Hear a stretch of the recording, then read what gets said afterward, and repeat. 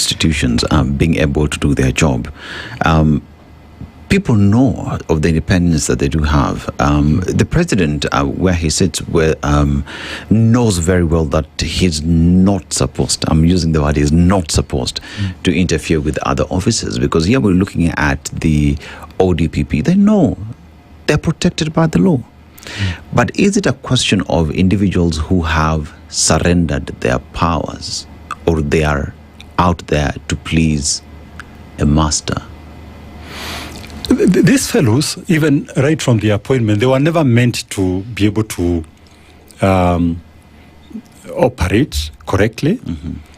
They were never meant to actually be competent enough to work for Kenya. That's why I say that it all starts with the quality of the appointments.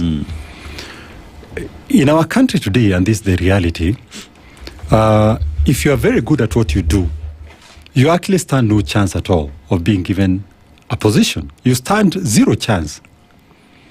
The only time that we came close to having competent people who were appointed correctly was immediately after the 2010 constitution, because I served in one of the institutions then. Yes. I was the first chair of IPOA.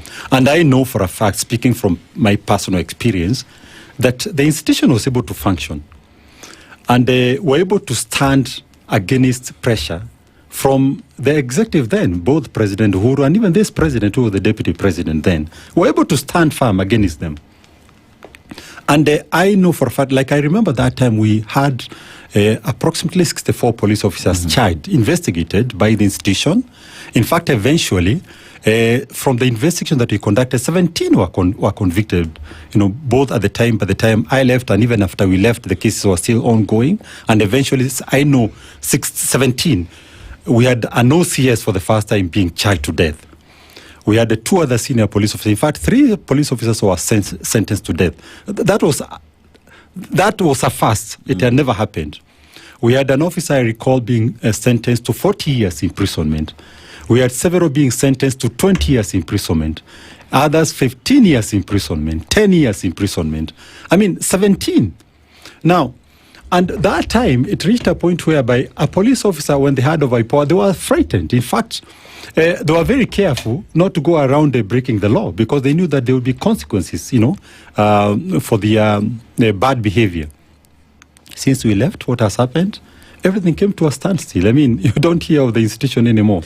So are we looking, therefore, at appointments that are meant to serve the executive and not one? Absolutely. That's precisely the point, Dennis, that these appointments are meant to serve the executive, not the people. Now, but you see, the question that I've always asked myself, you've gone to school, you're a professional, even aside of how you've been appointed, because the position I would take is that if I'm appointed to a position, it matters not who has appointed me or the reasons why they've appointed me. But at the end of the day, I went to school.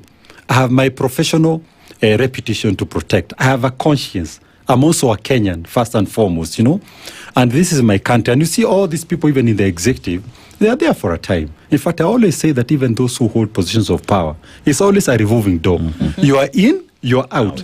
Before you know it, you are actually out. Time moves so fast. And just like we said, I was a chairman. I am not one, in IPOA. Yeah. I'm an ordinary guy.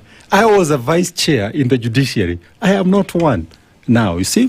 So you must always be conscious of the fact that time moves so fast. Before you know it in that position, the next minute you're not there.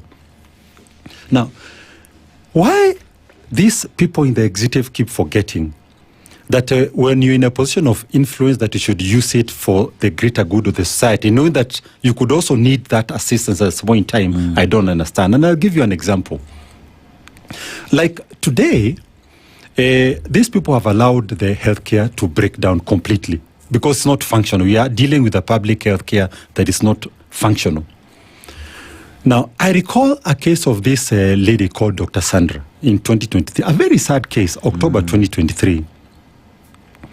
Now, this lady was traveling in a car, I think with her husband and somebody else, and then the car rolled somewhere in Archer's Post, some place called Archer's Post. Yes. Now, after rolling in this car, remember this is a doctor, I can't recall whether she was a pediatrician or something in Isiolo hospital. After rolling, the other occupants in the car were not hurt miraculously, but she just had a cut. She had a cut. Now, so she had to be rushed to Isiolo hospital to be treated.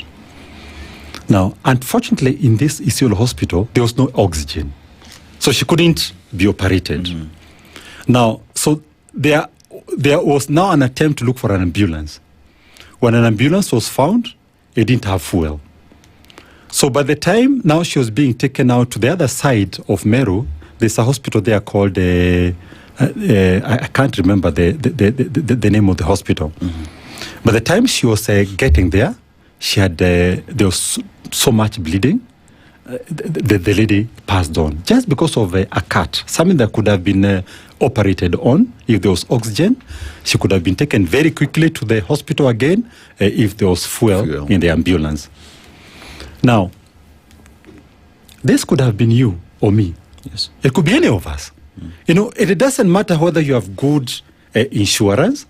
If you are somewhere far away and the other hospitals do not have the necessary facilitation, they don't have oxygen, the basics, and you are involved in that accident and you can't be able to get help, it will not matter whether you are very high up in the executive, whether you are very low in the cadre.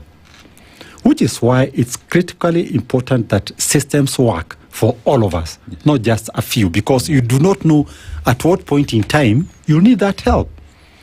Now, I was reading this